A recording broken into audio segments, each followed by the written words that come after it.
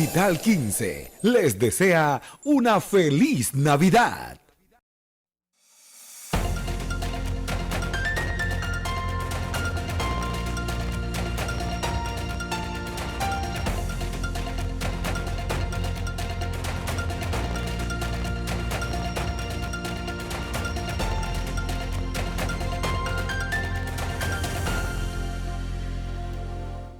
Saludos, muy buenas tardes. Yo soy Rafael Ovalles y esto es Portada Digital.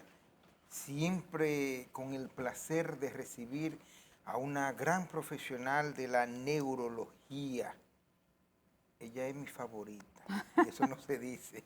Es la doctora Marcia Castillo, que ya ustedes conocen, y hablando de su formación, pues tiene una especialidad en Parkinson y movimientos anormales, pero por demás tiene en su haber ser socia fundadora desde hace más de 10 años de la Fundación Dominicana contra el Mal de Parkinson. Así es que demos la bienvenida a nuestra distinguida invitada, doctora.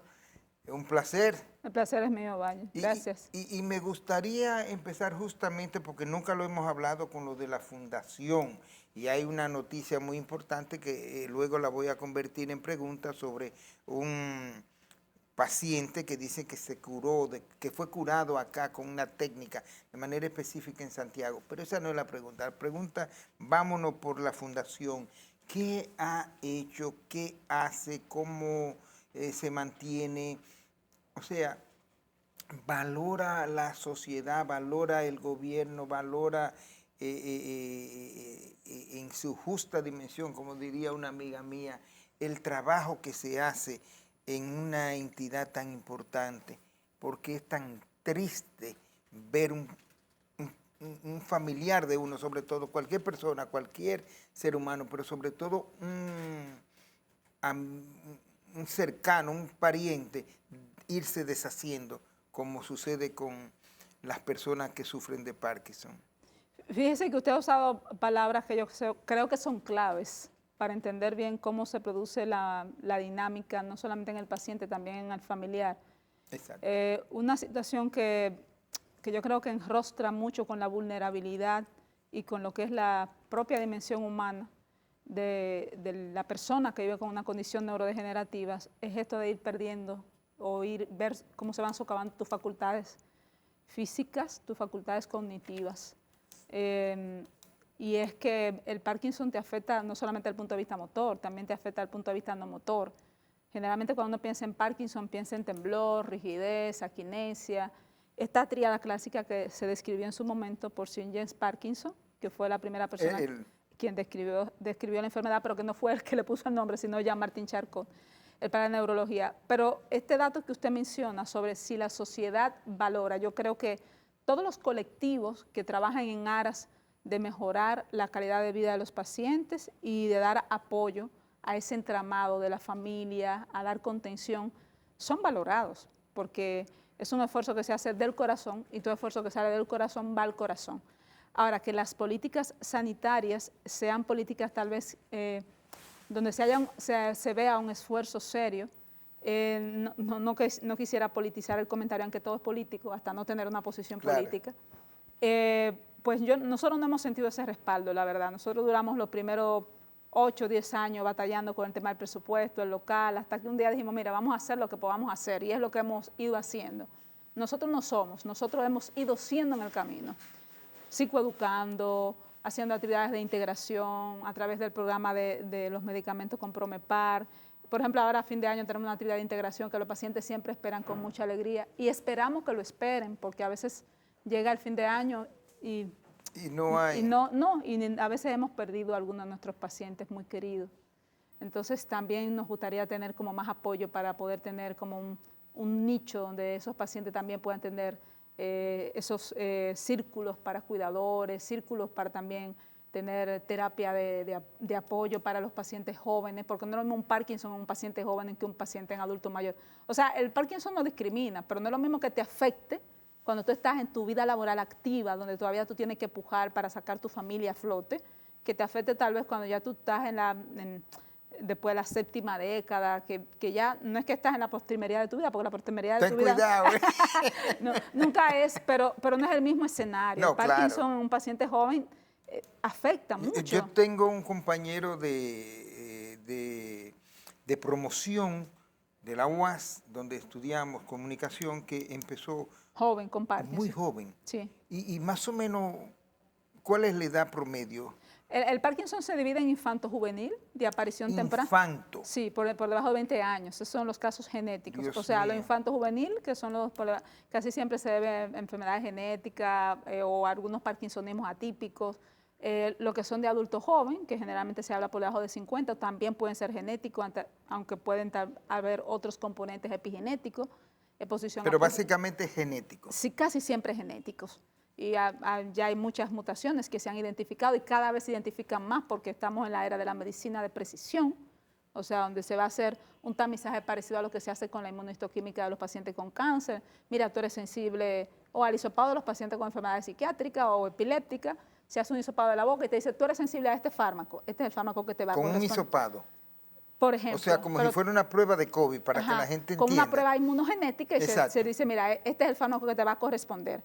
Pues esa es la idea, ir a la medicina de precisión, donde se trate el paciente con el fármaco que sea mejor desde el punto de vista de su farmacocinética y su farmacodinámica. Y ya está el Parkinson, que generalmente es el que hablamos, que aparece después de los 60, 65 años, que afecta al 2% de la población y que a más décadas, más por ciento, es el Parkinson generalmente que vemos caracterizado por esa tríada clásica y que suele aparecer de 10 a 20 años, según la teoría de Jacob Brack, a nivel intestinal, la teoría ascendente, donde se dice que esa proteína mal doblada va produciendo síntomas como trastorno del sueño REM, o sea, las famosas parasomnias, sueño terriblemente vivido, ese paciente que dice, el familiar, mira, estaba durmiendo y me estaba ahorcando, estaba durmiendo y le di un trompón a la ventana porque ejemplifica durante el sueño lo que está, ejemplifica como si estuviera en la vigilia. ¿Qué implicación o qué significa la falta de sueño en relación al Parkinson? ¿Qué tan dañina puede ser? O sea, yo creo que la gente está haciendo conciencia De la importancia del sueño. de la importancia Sí. del sueño, pero... en el Parkinson en particular. Parkinson, sí. Sí, en el Parkinson y en todas las enfermedades neurodegenerativas. Fíjate, esa pregunta es una pregunta que se podía responder en dos vías. Primero, vivimos en un mundo insomne y cada vez se le da más importancia no solamente al insomnio, a los trastornos de fase del sueño, a las parasomnias y al síndrome de apnea obstructiva del sueño. Todos los trastornos del sueño donde el paciente no alcance una buena calidad de sueño, a largo plazo es un predictor de enfermedad neurodegenerativa, porque hay una cuarta meninge. Las meninges son la capa que cubren el cerebro y esa cuarta meninge se ha venido hablando en las últimas 2 décadas, que es por donde sale la basura celular. O sea, nosotros producimos 7 gramos de proteína durante el día y si esa proteína no se limpia, pues se queda dentro de la neurona. ¿Y cuándo se limpia?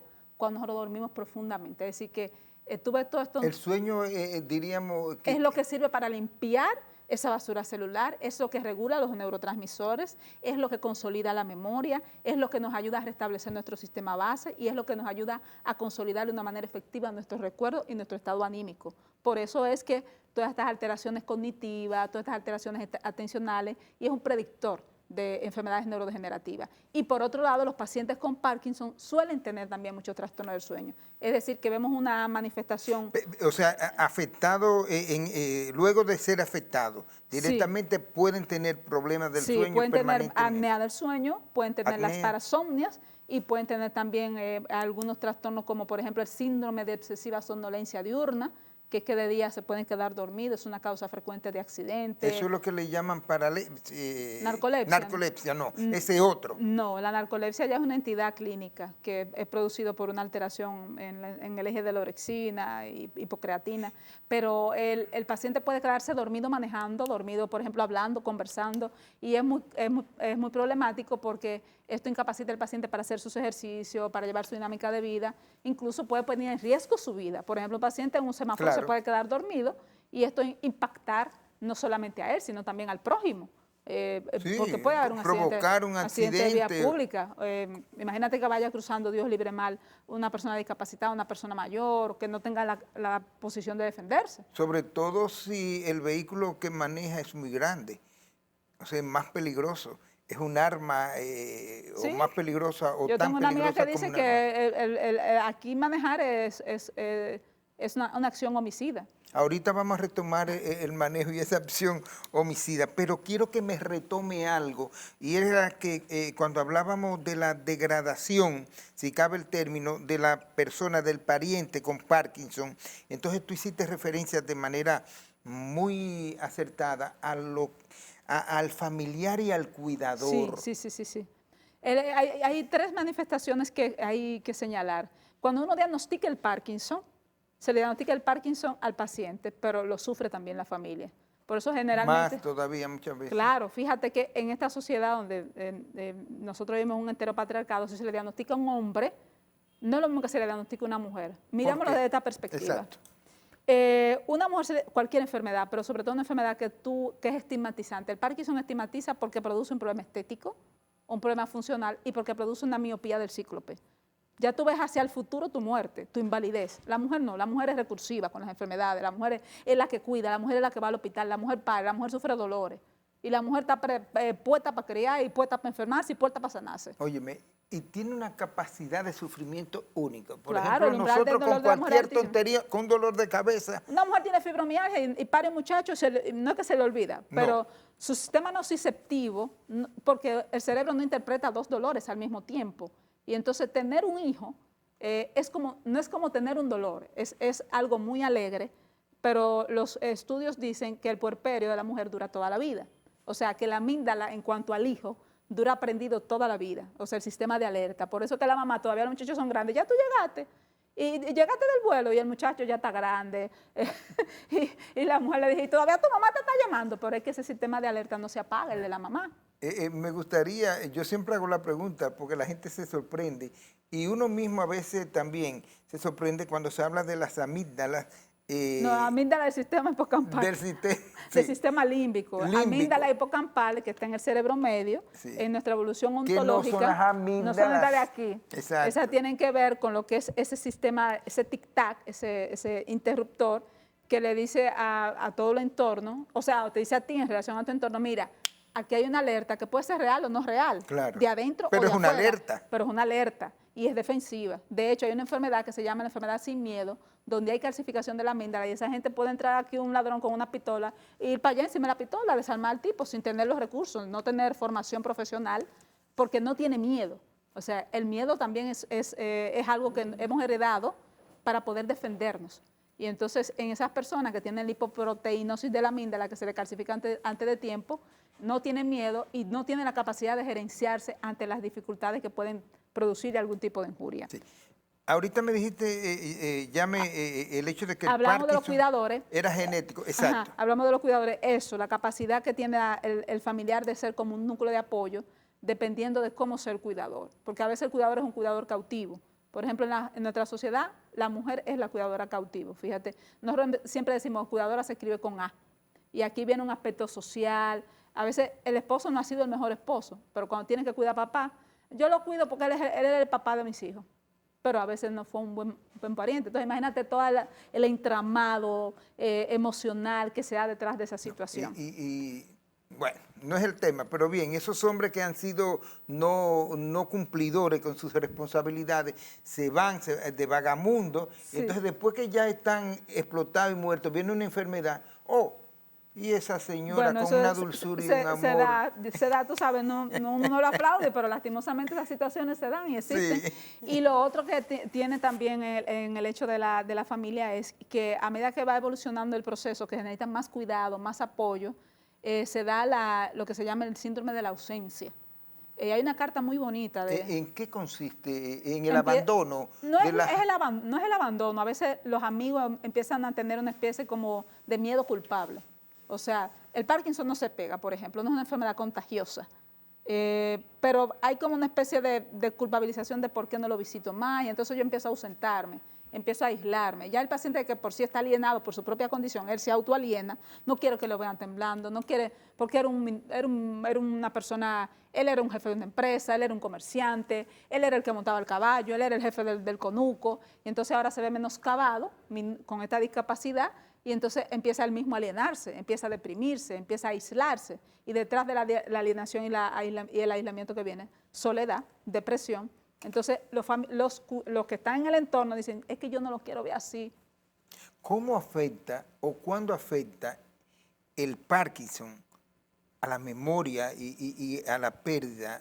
Sí, mira, sobre eso hay un aspecto dicotómico porque se dice que el deterioro cognitivo asociado al Parkinson o la demencia asociada al Parkinson suele aparecer después de la famosa luna de miel, que son los 5 o 7 años. El Parkinson después de 7 años ya se vivió la luna de miel y viene... Puede aparecer un deterioro cognitivo asociado al Parkinson, a que esa proteína mal doblada que se llama cuerpo de Lewis afecta la neocorteza. Pero se ha visto también que hay pacientes que en estadios tempranos pueden presentar deterioro cognitivo y esas son un tipo de variante que son que se llaman variantes malignas, que esas no tienen la teoría famosa ascendente de Jacob Bratt, sino que empiezan de abajo hacia arriba y que se confunden mucho con la enfermedad de Lewis, que era lo que tenía Robin Williams, que le habían diagnosticado Parkinson y por necrosia fue que se diagnosticó que era una enfermedad de Lewis. Pero generalmente... O sea, fue un mal diagnóstico. Bueno, es que es un error común. Exacto. Nosotros tuvimos ahora mismo en la Escuela de Jóvenes Neurólogos y éramos expertos en neurología y la discusión, a mí me tocó defender la posición demencia de Lewis versus demencia de Parkinson, y eran los pros y los contras, las similitudes y la diferencia, y eso a cualquier experto se le puede pasar. Pero la verdad es que en el Parkinson el perfil cronoevolutivo es síntomas parkinsonianos primero y posteriormente, muy a la postre, aparecen los síntomas cognitivos. En el Lewis es al revés, en el Lewis es primero hay síntomas cognitivos y luego síntomas parkinsonianos. Una pregunta torpe, ¿el Parkinson mata? No. No, el Parkinson no mata, uno se muere de las complicaciones asociadas al Parkinson. Perfecto. El encamamiento, los síndromes de fragilidad asociados al Parkinson, la broncoaspiración, el hospitalismo, la depresión crónica. Propia de la persona que combina el abandono, sí. Y la gente no cree, pero la gente se muere de tristeza. Claro, claro. Incluso hay una teoría, o no una teoría, una historia de un famoso médico dominicano científico que dicen que murió de tristeza porque hizo una operación a su esposa, es lo que tengo en mi recuerdo, y dejó una gasa dentro de ella y eso le trajo una infección y la señora murió. Pero bien, sí. Es otro tema. Síndrome del corazón roto es un ejemplo típico de eso. Es correcto. Broken Una heart. cosa que me llamó la atención, el tratamiento, los medicamentos del Parkinson son costosos, 1, y 2, en el caso nuestro, República Dominicana, ¿eso lo cubre el Estado? ¿Está dentro de las enfermedades catastróficas? Sí, son costosos. De hecho, de la cartera de los tratamientos básicos en el país tenemos pocos fármacos para lo que hay disponible ya en este tiempo de tecnología y de modernidad, no, de avance. Podríamos decir desde 1965 que empezó a usarse la levodopa con coxías, pero la idea es que ya hay tantos fármacos de terapias avanzadas, por ejemplo, apomorfina inyectada, levodopa inhalada, levodopa, una fórmula que es... ¿Todo eso lo hay aquí? No lo hay. Aquí seguimos con 5 fármacos y esperamos y aspiramos que cada vez haya nuevos fármacos, pero esa aspiración también viene con la esperanza, con la utopía de que tengan una mejor cobertura con los seguros, porque qué sentido tiene que estén que los pacientes no lo pueden comprar. Perfecto. Vamos a hacerte esta última pregunta para cerrar el primer segmento y tiene que ver con la parte de los primeros indicios, de los síntomas, que la gente cree que nada más es sí. El movimiento. Y obviamente, como tú eres experta, especialista en movimientos anormales, pueden haber gente que confunde diferente. Se llaman biomarcadores clínicos. Generalmente un biomarcador es un marcador biológico que puede ser de sangre, de líquido cefalorraquídeo, pero también puede ser clínico y existen varios. El que más conocemos es la hiposmia, que es el antes del COVID, que era la disminución o ausencia del olfato, que puede venir o no acompañado del trastorno del gusto. Una persona que no sufra de sinusitis, que no haya tenido ningún problema de la olfacción por otra situación, por mucho tiempo. Mira, yo hace mucho perdí el olfato y yo recuerdo un tío que tenía Parkinson, entonces ese es un paciente que tiene que estarse haciendo chequeos constantes porque ese puede ser un biomarcador temprano de Parkinson. Un paciente que diga, pero yo siempre me sueño cosas repetidas, muy vividas, ese es un paciente, esas son parasomnias. No es la única, pero las parasomnias son los trastornos de conducta asociados al REM. También está el hablar mucho dormido, esas son otras, las piernas, síndrome de piernas inquietas, que puede ser una entidad aparte, pero puede estar también dentro de los síntomas preclínicos del Parkinson. Está el paciente depresión crónica refractaria, ese paciente que los psiquiatras, psicólogos manejan en urdimbre por mucho tiempo y no responde a la medicación. Pacientes crónicos que le hacen una constipación tremendísima y le hacen colonoscopía, estudios, y ese paciente tiene una imposibilidad para defecar de manera adecuada, ya sea porque se constipe o porque tenga un esfínter anal que no sea lo suficientemente eficaz. Y esos son biomarcadores clínicos, y esos son los signos que hay que tener en ojo visor porque pueden indicar que a la postre, dentro de 10, 20 años, usted pudiera tener un trastorno parkinsoniano. Correcto. Vamos a pausar y al retorno de nuevo con la neuróloga Marcia Castillo, y pienso que tenemos que seguir hablando de Parkinson. Así es que pausa.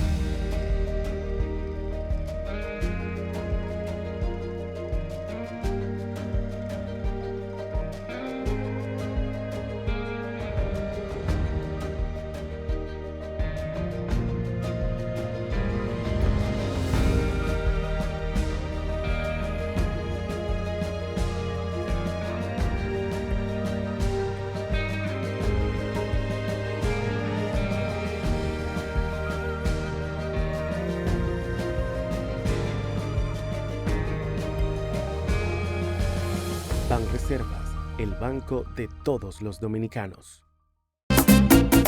¿Qué vas a desayunar? Un queso blanco frito rica, tostadito, cremoso y suave. El más rico encima de un mangú. Preempacado, higiénico y confiable en presentaciones de media y 2 libras. Queso blanco de freír rica, la manera rica de empezar tu día.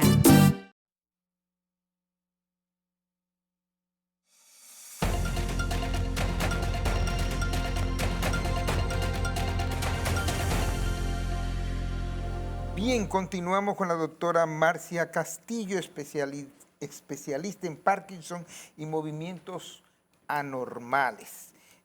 Vuelvo a la Fundación Dominicana contra el Mal de Parkinson, de cuya entidad nuestra invitada es directora médica y de educación. Las estadísticas, tú hablabas de un 2% a nivel global, mundial, pero en República Dominicana y de manera específica la Fundación, ¿cuántos pacientes más o menos ustedes han podido darle cabida con las limitaciones propias del no apoyo total?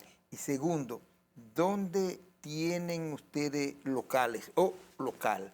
No tienen como no, yo pienso que debiera haber una ramificación que recoja la República entera. Sí, como estuvimos hablando ahorita fuera del aire sobre instituciones para ciertas condiciones que necesiten apoyo transdisciplinar. Se supone que el Parkinson debería tener soporte nutricional, neuropsicólogo, terapia cognitivo-conductual, terapia física, todo esto orquestado para darle la mejor calidad de vida y atención en un solo sitio. Eso es lo que necesitaría un paciente con cualquier condición neurodegenerativa. La Fundación de Parkinson no lo tiene, ni ninguna entidad que trate Parkinson realmente aquí lo tiene. Lo que nosotros tenemos realmente es un sistema que funciona con diferentes colaboradores. Ahí tenemos geriatras, mira, necesita atención geriátrica, tenemos este geriatra colaboradores que colabora con nosotros. Y cuando hay una charla sobre eso, va y nos da esa charla o la hacemos virtual, diferente apoyo de la industria farmacéutica que siempre nos apoyan también. O en el caso de los medicamentos tenemos un programa, que es un programa que se estableció, sí, en su momento, gracias a Dios, con Promesa. Ahí tenemos estadísticas, tenemos alrededor de Promesa apoya. Sí, alrededor de 280 pacientes en la base de datos que reciben su medicamento, gracias a Dios. Esos pacientes al menos no tienen que preocuparse de algunos medicamentos que están dentro de la cartera, de los medicamentos básicos de ese rubro terapéutico del Parkinson. No cubre medicamentos de hipertensión, diabetes, porque recordemos que mientras más longevos, más patologías. Claro. Entonces, casi siempre son pacientes que tienen diabetes, hipertensión, dislipidemia. Coexisten otras condiciones médicas que se suman al presupuesto básico, más la terapia y las otras consultas. Entonces, ¿qué hacemos nosotros ahí? Además de psicoeducación, que es muy importante, porque, por ejemplo, una de las problemáticas del Parkinson es la enfermedad y es la medicación. A medida que la enfermedad avanza, la medicación se va haciendo más errática y más difícil, porque entran lo que se llaman las fluctuaciones motoras. Es decir, los primeros 5 años los medicamentos me funcionan bien, pero a partir de ahí empiezo a hacer lo que se llama, una cosa que se llama fluctuación motora. Del AYET on, el medicamento se retrasa en entrar. Wearing off, me dura menos. No on, no me funciona. O el fenómeno del yo-yo, a veces me funciona y a veces no. Entonces, estas fluctuaciones motoras son muy difíciles a veces que el paciente le entienda, porque dice, pero si me lo estoy tomando igual, la misma dosis, ¿por qué no me funciona? Entonces, aquí entra el tema de la psicoeducación, que el paciente entienda de un principio cómo esto pasa, por qué pasa, y nosotros constantemente estamos psicoeducando sobre cómo tomar esos fármacos, que no debe mezclarse con las proteínas, que la alcalinización del estómago, porque aquí hay una cosmovisión de la sobreindicación de los inhibidores de bomba de protones. Por ejemplo, aquí todo el mundo toma omeprazol. Y si la gente supiera el impacto nocivo que eso tiene en la microbiota intestinal. Hace daño. Sí, hablamos tú y yo una vez sobre eso. Correcto. El intestino es el segundo cerebro y no es por nada, es porque ahí hay millones de neuronas. Después del cerebro, donde hay más neuronas, es en el intestino. Cuando Hipócrates decía que tu comida sea tu alimento, que tu alimento sea tu medicina, que lo que no cure la dieta, lo cure la lanceta, hablaba de la importancia del intestino. Entonces, ahí no solamente es porque están esas bacterias que le dan un equilibrio al pH, que mantienen la mucosidad para que no haya una permeabilidad y por ahí entren cosas que no deben entrar y suban por la barrera hematoencefálica y el sistema vagal, como la alfa-sinucleína que sube por ahí, la proteína tau, que es del Alzheimer, entre otras, pero también entran procesos que inflaman. ¿Y qué pasa también cuando hay esa alteración de las microbacterias, de la famosa disbiosis intestinal? Se pierde serotonina. La serotonina se produce ahí en la célula de Purkinje. Se producen y son las que tienen que, la serotonina es el neurotransmisor que tiene que ver o modula en cierta forma una gran parte de nuestro estado anímico. La serotonina y la dopamina tienen que ver con nuestro estado de alegría. A ti te da un proceso diarreico y al otro día tú estás igual que esa diarrea. No sirve para nada, porque toda la serotonina la pierdes. Entonces, es importante cuidar nuestra microbiota y eso también nosotros tratamos. Ahora tenemos un neuronutricionista, un neurogastroenterólogo, que es una rama nueva en nuestro país. Neurogastroenterólogo. Sí, aquí tenemos 2 neurogastroenterólogos. La doctora Tami Beltré trabaja con nosotros en la fundación, ha colaborado ya incluso con charlas. Usted debiera colaborar con Portada Digital y mandarme eso. Esa vendrá aquí la doctora, vendrá. Seguro que no está escuchando. Ella vendrá aquí a hablar de la importancia del rol del neurogastroenterólogo en muchas enfermedades, no solamente en migraña, en fibromialgia, enfermedades neurodegenerativas, el buen cuidado del intestino. Yo creo que por eso se ha dividido ahora la neurología en ejes. Eje intestino-cerebro, eje corazón-cerebro, músculo-cerebro, porque se ha hecho que esta visión axial nos ayuda a entender mejor la salud global. Claro. O sea, cuando te dicen el eje corazón-cerebro, es porque antes veíamos la vida muy cardiocentristamente. O sea, el corazón por un lado, el cerebro por un lado no, y nuestros órganos están en un constante rumor, una constante conversación. Ya hay una articulación, podríamos decir. Claro, no es un monólogo, ni es un diálogo, podríamos decir que es como una sinfonía, donde el cerebro, en cierta forma, es como un rector, y él lleva esa armonía, y ni siquiera es una armonía que el cerebro la orquesta, porque el cerebro, si vamos a un concepto que a mí me gusta, un concepto que es muy poético, pero nos lleva mucho al pensamiento profundo de cómo nosotros deberíamos ser, el concepto de ser sentipensantes, pensar más con el corazón y sentir con el cerebro. ¿Cómo así? Bueno, que deberíamos ser más dejarnos guiar un poquito por nuestras intuiciones, porque hemos perdido la intuición en el camino y por eso también hemos perdido un poco ese sentido de hermandad. Hemos perdido muchas cosas, pero ese es una sí, ese es un tema que a ti te preocupa, yo sé. hacia dónde vamos como humanidad. Y la idea de esto es también entender todo el concepto holístico de la medicina detrás de esas enfermedades degenerativas. Es tan importante el neurólogo como el gastroenterólogo, como el psiquiatra, como el psicólogo, como el fisioterapeuta. Todos somos importantes, por eso se habla de modelos transdisciplinares. Correcto. De hecho, entonces, tácito, el que el Parkinson es una enfermedad multidisciplinaria en el momento sí.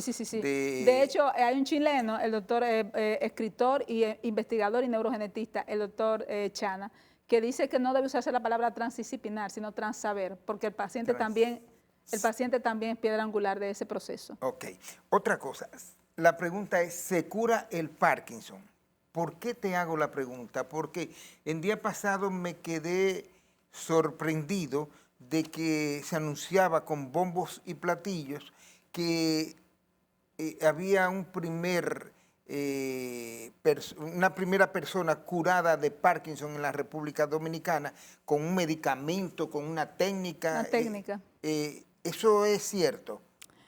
No, el Parkinson no se cura. El Parkinson, al ser una enfermedad idiopática, ¿Qué es idiopática? que no tiene causa. O sea, Exacto. se sabe todo lo que pasa y se han involucrado muchas etiogenias, excepto en la causa, y aún en la causa genética, sabemos que tiene una predisposición genética, pero tiene que haber las condiciones epigenéticas para que se exprese. Pero primero, el Parkinson no se cura, y lo otro es que tal vez lo que el paciente dijo fue, yo me siento como una persona curada, y eso fue lo que en su emoción el periodista plasmó ahí. ¿O la institución? No lo sé. No quiero hablar de la posverdad y las fake news en la era de la amplificación digital. Exacto. Porque esos son conceptos que serían dignos de análisis bajo la lupa de la neurociencia. Cómo hay tanta pseudociencia, tanta falacias ad báculo y cómo las fake news se venden hoy, pero no es el tema, porque no creo que haya sido este el caso. Yo creo que simplemente ante la emoción del paciente, pues se plasmó así, no se hizo una fe de rata en su momento. Pero el Parkinson no se cura y este dispositivo es un dispositivo magnífico, ojalá y tuviera al alcance de todos los pacientes, pero sí es un llamado. Fíjate, las cosas a veces pasan o siempre pasan por algo en el tiempo del Cairo, que es el tiempo perfecto.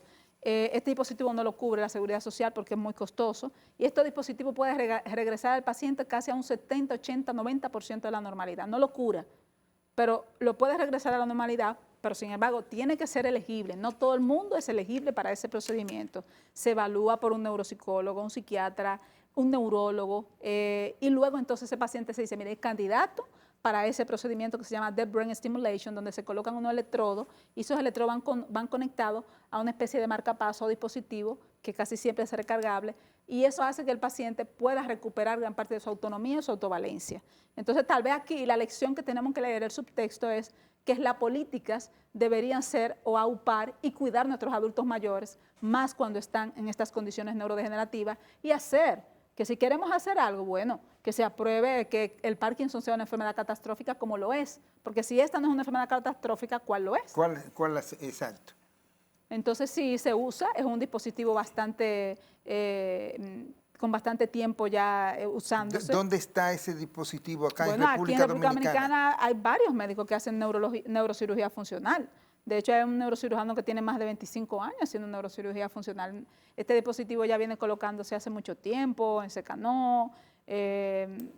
No voy a mencionar nombres porque no voy a subsumir el comentario, pero es un procedimiento que se hace ya de hace mucho tiempo. No cura la enfermedad, son algunos pacientes los candidatos.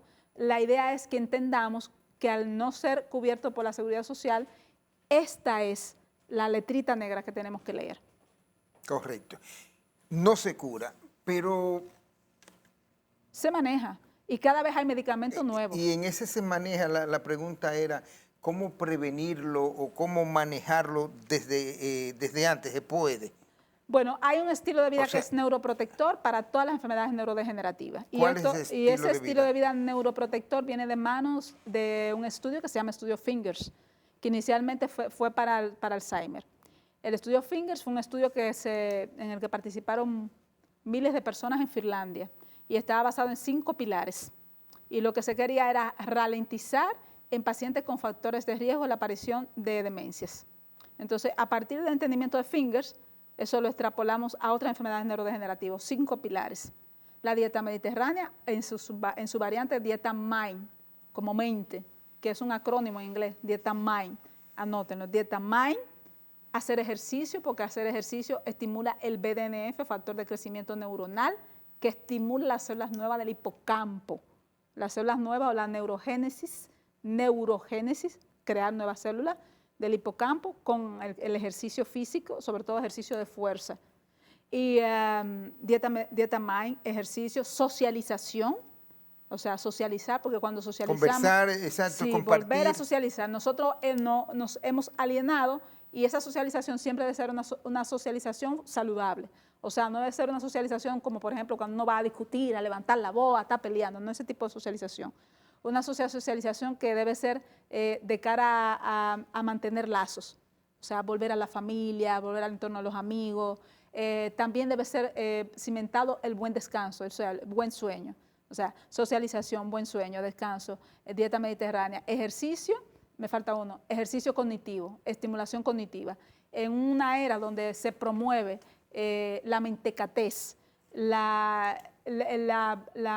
circuncidar la palabra, cada vez circuncidamos más la palabra, sí. Le quitamos el prepucio a la palabra, y en vez de decir, por ejemplo, hola, ¿qué hay?, decimos H, K o Q, no sé cómo que lo ponen ahora.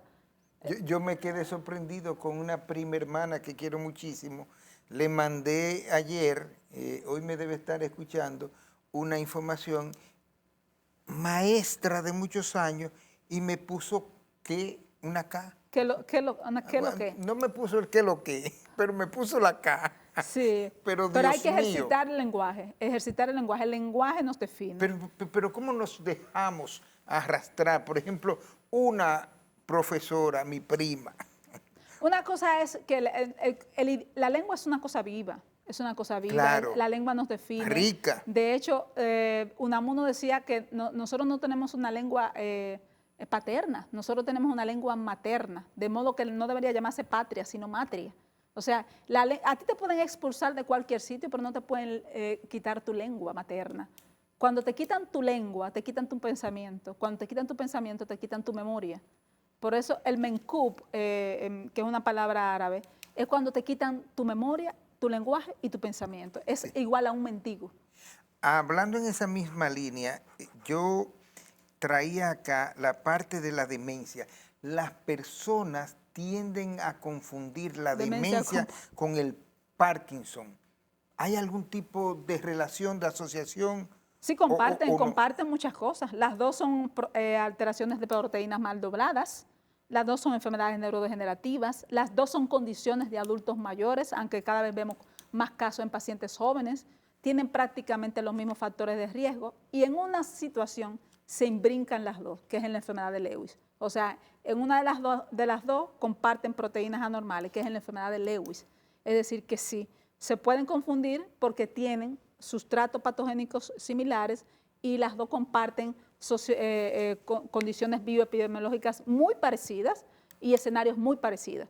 Pero a diferencia del Parkinson y el Alzheimer, en relación al Alzheimer, el Parkinson tiene un rostro en esencia motor y en el Alzheimer tenemos un rostro a veces netamente nésico, o sea, de memoria, aunque no siempre es memoria. Recordemos las 5A del Alzheimer: afasia, agnosia, apraxia, acalculia y afasia. O sea, pueden estar, ¿qué son esas 5 cosas? Exacto. Afasia, incapacidad para la producción y comprensión del lenguaje. Agnosia, gnosis, de conocimiento, no desconozco. Puede ser, puede ser un rostro, que es muy común, la prosopagnosia. Mira, ahí anda un hombre que se parece a mi esposo, pero eso no es mi esposo. Se quiere meter acá a la habitación y le dicen a los hijos cuando llegan: hay un hombre, tengo miedo, sáquenlo. O el síndrome del falso inquilino, vive ahí en el techo, prosopagnosia. La acalculia, empiezan a perder los cálculos, se le olvida manejar el dinero, le dan dinero de más y lo engañan a la gente. La apraxia, la incapacidad de hacer un acto motor aún teniendo las capacidades motoras preservadas. Y luego, claro, está la incapacidad de lo que es el fenómeno de la punta de la lengua, que es la anomia, la incapacidad de nominar los objetos. Dame la cosa, ¿qué hace la cosa? Eso con que se come. Eso con que se come la cuchara. Bien, vamos a pausar. Entonces, cuando retornemos, si no hay más nada que agregar sobre el Parkinson, que creo que ha sido una excelente exposición. Vamos entonces a ver qué hacemos con los temas de emociones y cerebro y la relación y quién cambia a quién. Regresamos en breve con nuestra invitada, la doctora Marcia Castillo, neuróloga.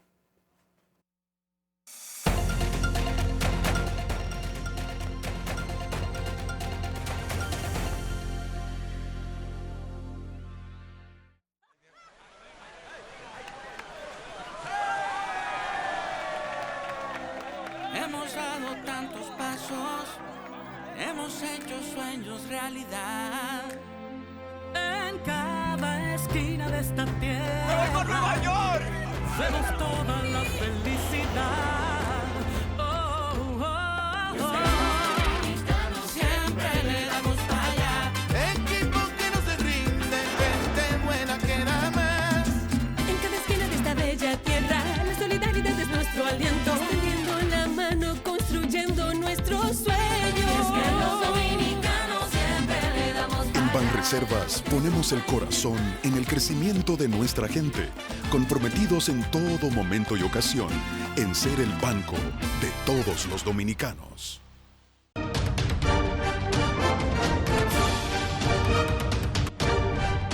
La Cámara de Diputados agotó una activa agenda de trabajo nacional e internacional y recibió varias delegaciones, una encabezada por el vicepresidente de la Asamblea Nacional de la República Popular China y miembro del Buró Político del Comité Central del Partido Comunista, Lee Hong-son. Esta delegación además visitó al presidente de la República, Luis Abinader, al 911, estaciones del metro, e hizo una donación de equipos tecnológicos para la Cámara de Diputados. También el órgano legislativo recibió la visita de una delegación de Vietnam, presidida por el primer ministro Pham Minh Chinh, para fortalecer las relaciones y cooperación entre ambas naciones. Asimismo, recibió a la mexicana Beatriz Paredes, quien dictó la conferencia Juntos por la Dignidad, eliminando la violencia contra la mujer, una actividad organizada por la Comisión de Género.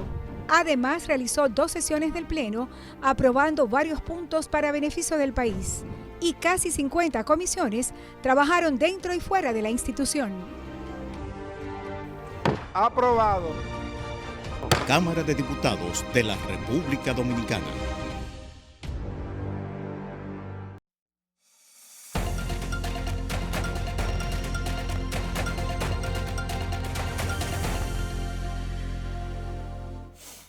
Bueno, mea culpa.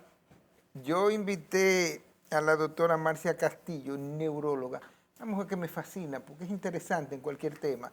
Y entonces yo le he metido hoy, como dice el refrán, gato por liebre. Los temas que tratamos previamente, que acordamos, no han sido tratados en la mínima expresión. Así es que usted me va a excusar, pero vamos a seguir con otro que también me apasiona, que es el caso, y que ya usted hizo referencia, que es el caso a la demencia. Ese terror, ese miedo que le tiene la gente a la demencia. Pero ¿cuáles son los signos de alerta de la demencia? Cuando una persona, pues la gente siempre como que se está persiguiendo, pero estoy perdiendo la memoria, ¿qué es lo que pasa? Sí, lo que pasa es que la memoria es ese paraíso del cual nosotros no queremos ser expulsados. Yo Jamás. siempre cuando estoy hablando con los colegas, ya sean residentes o compañeros, empiezo con una frase de Jorge Luis Borges. En sus 7 conferencias, cuando cumplió los 70 años, cuando le preguntaron, él le tocaba hablar de la memoria precisamente, o sea que Borges tenía una memoria prodigiosa. Y entonces decía, Borges no existe. Borges es el otro, al que le pasan las cosas, aquel que ha viajado, el que ha amado, el que ha leído. Ese es Borges. Él estaba hablando de la memoria biográfica. Lo que pasa es que cuando tú pierdes tu memoria, te pierdes a ti mismo. Uno es su memoria. Entonces, en realidad, para entender bien qué es la demencia, hay que entender primero qué es la memoria. Y la memoria es un subsistema de cosas. Uno cree casi siempre que la memoria es como ir a buscar un recuerdo. O sea, yo quiero algo, voy y lo busco. Entonces, la memoria es un circuito donde lo primero que tenemos es la atención. Entonces, esa atención a su vez está dividida. ¿Qué tipo de atención? La atención es la capacidad de focalizar en una sola tarea. Por eso el multitasking es algo que se ha se ha vendido tanto, pero que a la vez ha sido tan dañino creer que somos multitasking, porque entonces no somos capaces de focalizar la atención en una sola cosa. Estamos llevando la tarjeta, estamos hablando por el celular, estamos en el teléfono en el altavoz, y todo eso no nos permite focalizar la atención en una sola cosa, y cada vez tenemos menos nivel atencional.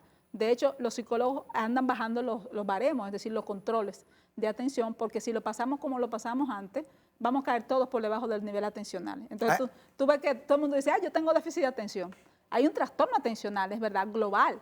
Y los dispositivos electrónicos no nos ayudan, porque tú pasas en el doom scrolling todo el día. Y eso no permite que tú focalices la atención en una sola cosa. Yo te iba a hacer un paréntesis, es justamente ese movimiento que comienza a surgir sobre los dispositivos, claro, sobre los celulares, o sea, sobre todo el daño que le hacen a los niños, cómo lo desenfocan, esa falta de atención que debe ser primordial en cada ser humano, cómo cuando tú les flojas un celular a un niño, le va haciendo un daño. Sí, de hecho, había ahora que, no sé cuál de los países fue de eso, del norte. En España se está trabajando esto mucho. Ya pusieron como ley que antes de los 12 años no le pueden dar. Le van a prohibir los dispositivos. Los dispositivos y las redes sociales incluso. Sí. Y de hecho ellos vienen desmontando ya de hace como unos 3 o 4 años el uso de la pantalla. El uso de la pantalla no solamente porque causa una adicción al tema de la dopamina, y entonces eso con la gratificación inmediata no nos permite regular lo que es la atención, pero tampoco nos permite regular bien los impulsos. Y eso es una de las cosas que se está estudiando ahora con el tema de la impulsividad y el tema del no medir riesgo. O sea, el hecho de tú creer que esa conversación se cierra cuando tú dices, ya no voy a hablar contigo, sin tener la oportunidad de diálogo, el solicismo nunca ha tenido niveles más altos como ahora. O sea, tú puedes dejar a una persona en visto y esa persona no existe. O sea, Byung-Chul Han lo enfoca de la filosofía muy bien. O sea, se cosifica al otro, al que está detrás de la pantalla. Entonces, tú estás en un... Se petrifica. Sí, porque solamente estás tú. Entonces, no hay una caja de resonancia. Para el ser humano existir, tiene que existir la alteridad. Yo no existo si tú me miras. Si tú no me miras. Yo no existo si tú no me miras. Yo no me escucho si tú no me oyes. O sea, mi mirada debe ser construirme hacia adentro, pero es para luego poderme ver hacia afuera.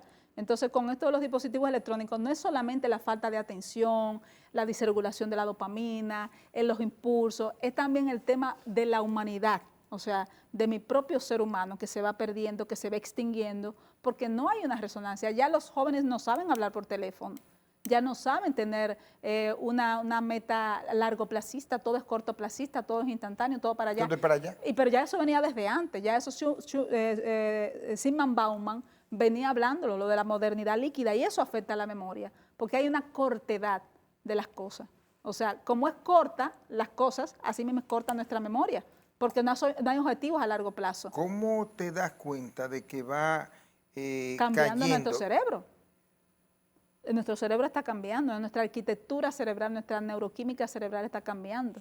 No solamente por fuera, dicen que los cascos están cambiándole la morfología externa al cerebro, pero también nuestra neuroquímica cerebral está cambiando. ¿Y cómo tú te das cuenta? Por ejemplo, la gente va cambiando para mal, en este caso. Somos vampiros de noche y zombies de día. Exacto. O sea, vemos que la gente está menos conectada, menos empática, hay menos tejido de grupo, hay menos gregarismo. Más aislamiento. Más aislamiento, por eso mismo, hay menos resonancia. Pero entonces, ¿cómo hacer como una parada? Espérate, que las cosas no andan bien, porque eso se manifiesta también a través como de un vacío.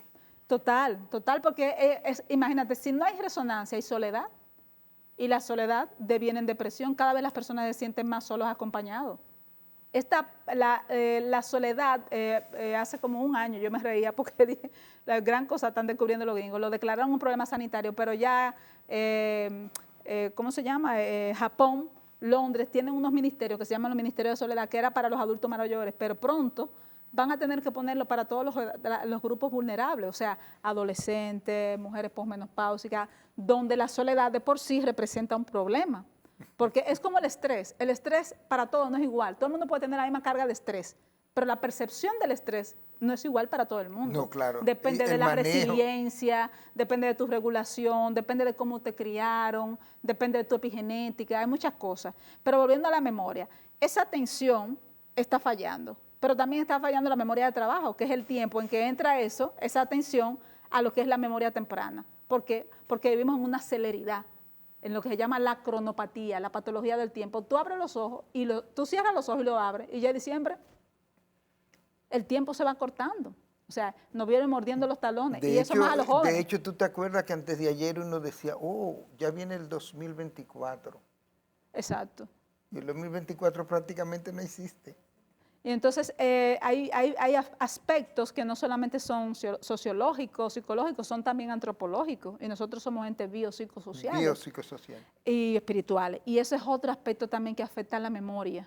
Y es el sistema de creencias. ¿Cómo afecta el sistema de creencias a la memoria? Bueno, es que si tú no tienes un sistema de pertenencia, de a dónde yo soy, de a dónde yo voy, a dónde pertenezco, cuáles son mis raíces. ¿Dónde vengo? ¿De dónde vengo? Nuestros jóvenes, nuestros adolescentes no pertenecen a nadie ni saben a dónde van. Y entonces Marcia, eso no le permite tampoco tener una capacidad de gerenciar las emociones. Y las emociones son la cara B de la cognición, sí, de la memoria. Yo vivo preguntándole a la juventud, apellido tal. ¿Y de dónde es su apellido? De San Cristóbal o de tal sitio. No sé, pero ¿quién era tu abuelo? ¿No saben? ¿De dónde vienen? O sea, ¿de qué pueblo? Bueno, me dicen que de Moca, pero ¿de qué parte de Moca? No sé. Pero pregúntale cuál es la influencia que tiene Malay en TikTok. No, mientras más líquida es No una crítica, porque en realidad No, hay que hacer una crítica y creo es una autocrítica o reflexión. Es una autocrítica porque es un efecto del Dr. Jekyll, es del Dr. Frankenstein y la cosa. O sea, este nuevo modelo de crianza, estos nuevos jóvenes han sido criados por una sociedad tardomoderna que ha surgido a partir de cambios que gestamos las generaciones anteriores. Pero yo no sé qué ha pasado. Por ejemplo, antes los padres, no importa, no necesariamente tenían que ser intelectuales ni grandes conocedores de temas, pero motivaban a que los hijos aprendieran. Es el mayor bien. Exacto. Muchas personas decían, me conformo con dejarle la mejor herencia a mi hijo, una profesión. Total. Y de hecho, el más importante en la comunidad no era el más rico, era el que más sabía. Así es. Y sigue siendo. Casi. ¿Tú crees? No. Tiene su valor. Bueno, ¿qué digo? Muchísimas gracias a nuestra invitada Marcia Castillo, que nos deja siempre la satisfacción de aprender y de reflexionar.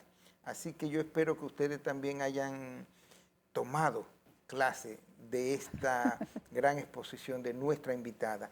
Por tanto, muchísimas gracias a ella, pero no la despedimos porque ella volverá rápidamente a Portada Digital. Gracias a ustedes también. Yo soy Rafael Ovalles. Hasta mañana a las 6 de la tarde.